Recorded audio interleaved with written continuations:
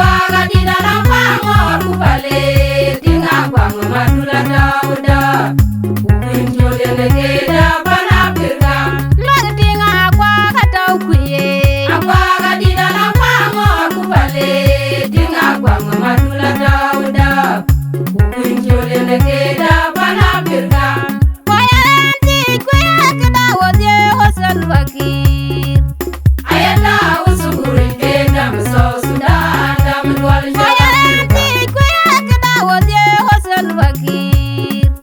ayata usuguri keda mso sudan dam dual jala Yeta usuguri. Edam so sudan dam dual jala Yeje ngejenyi banje. Edam so sudan dam dual jala Yeje ngeyuniform. Edam so sudan dam dual jala Obeya madapaya mipan baidit.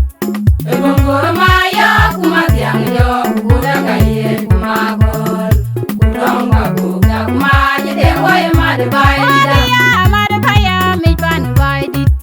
Ebongor maya kumatiang yo kuda kaye kumagol Kudong babu da kumaje de hoy mad bai Laga da tinga akwaga tau kuye. Akwaga di dalam pangor kupale tinga kwang madula dauda Ubin jole negeda panapirga Laga tinga akwaga tau kuye. Akwaga di dalam pangor kupale tinga kwang madula dauda Ubin jole negeda panapirga Laga tinga akwaga tau kuye. Akwaga di dalam pangor kupale tinga kwang madula dauda Ubin jole negeda panapirga Koyanti kuya kada wode hosan wakir. ayata usuguri kedam so sudan dam dual jala Koyanti kuya kada wode hosan wakir.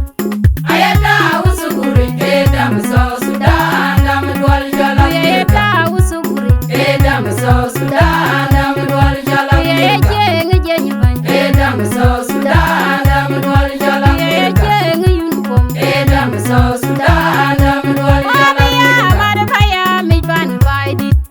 Ebongor maya kumatiang yo kuda kaye kumagol Kudong babu da kumaje de hoy mad bai da Obeya madapaya mipan baidit.